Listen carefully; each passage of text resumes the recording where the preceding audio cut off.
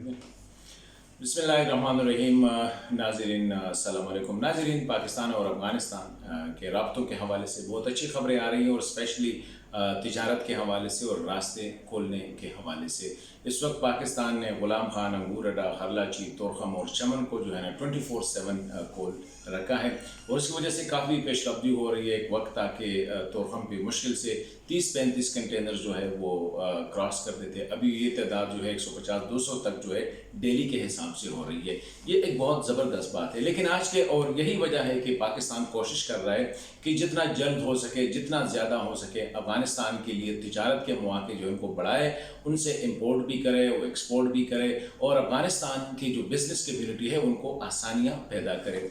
लेकिन कुछ चीज़ें हैं जिनको मैं आज के इस वीडियो में डिस्कस करना चाह रहा हूँ।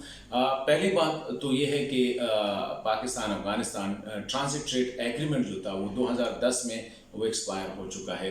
1965 में ये पहली दफ़ा जो है लागू हुआ था और ये तकरीबन जितना जब से वो था तो उस वक्त से लेकर 2010 तक जो है तकरीबन कोई ऐसा इशू नहीं था, बल्कि बहुत बड़ी तादाद में ट्रेड भी होती थी और ट्रांजिट ट्रेड भी हुआ करती थी। लेकिन अब ट्रांजिट ट्रेड जो अब जिससे कहते हैं ना APTTA जो है उसमें अभी भी मुश्किलात सामने आ रहे हैं। लेकिन एक बात है कि पाकिस्तान ने SRO 121 जो है इसकी वजह से आज भी उनके लिए ट्रेडर्स के लिए बहुत ज़्यादा मुश्किलात है। उनमें एक शक है जिसको कहते शक जो है वो यही है कि बॉन्डेड कैरियर के ज़रिए आपने गुड्स को जो है वो कराची से जलालाबाद लेके जाना है। बॉन्डेड लेबर का मतलब ये है कि बॉन्डेड कैरियर का मतलब ये है कि स्पेसिफिक कंपनीज है उनके ट्रक्स है उसमें आपने जो है गुड्स को ट्रांसपोर्ट करना है। और यही वजह, और पहले ये होता था कि NLC के ज़रिए, NLC में फिर वो एक प्रॉब्लम आ गई कि 28,000 कंटेनर जो है वो गुम हो गए हैं। उसके बाद जो है उसको बॉन्डेड कैरियर के ज़रिए कर दिया गया है।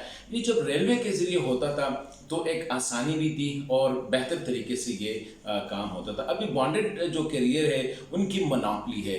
तो आज से कुछ महीने पहले या साल आप समझ लें कि कराची से जलालाबाद का जो किराया था, बल्कि आज से 2-3 महीने पहले कहते हैं कि किराया जो था वो 1,50,000 था। लेकिन जब से ये बॉन्डेड कैरियर की जो है इनकी मोनोपोली हो गई है तो ये किराया जो है अभी 6 लाख और 7 लाख, जो कि मेरे ख्याल में एक ट्रेडर के लिए बहुत ज़्यादा है, नंबर 1। दूसरी बात यह है कि कंटेनर्स के ज़रिए जो SRO 121 है इसमें यह है कि आप क्लोज कंटेनर्स के ज़रिए जो है गुड्स को अक्रॉस द बॉर्डर और ट्रांसिट गुड्स है या अदर एक्सपोर्ट्स है उसको आप बॉन्डेड कैरी कंटेनर्स के ज़रिए, कंटेनर्स का ये है कि आप 10 दिन के लिए जो है उसको 10 दिन में वापस करना है। 10 दिन से ज़्यादा हुआ तो उस पर $150 तक जो है पर डे के हिसाब से डेमरेज या डिटेंशन चार्जेस लगते हैं।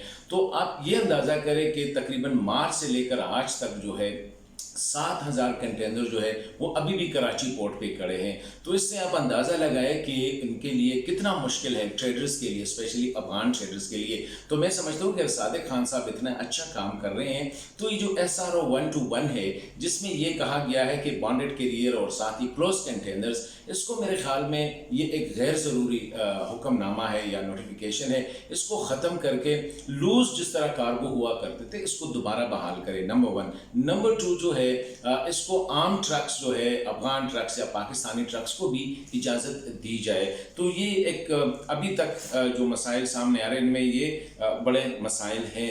इसी तरह जो पाकिस्तान रेलवे, अभी पाकिस्तान रेलवे को किसी न किसी हद तक इजाज़त दी गई है, लेकिन प्रॉब्लम क्या है, पाकिस्तान रेलवे अगर कराची से सामान उठाता है तो वो पेशावर में अज़ा खेल या अमानगढ़ में उसको छोड़ देता है। अभी आगे भी आपको बॉन्डेड कैरियर के ज़रिए इसको जलालाबाद लेके जाना है। बॉन्डेड कैरियर वाले जो है वो जो ठेकेदार है अपनी मोनोपोली की वजह से वो कहते हैं मैं इधर से सामान नहीं उठाता। द रीज़न इज़ कि पेशावर से जलालाबाद का किराया बहुत कम पड़ता है, तो वो मजबूर करता है ट्रेडर्स को और एक्सपोर्टर्स को कि वो कराची से ही बॉन्डेड कैरियर के ज़रिए अपना सामान, क्योंकि वहाँ पे से 6 से लेकर 7 लाख का किराया देता है, तो पेशावर से उसको पता है उसके लिए इतना मुनाफा बख्श नहीं है।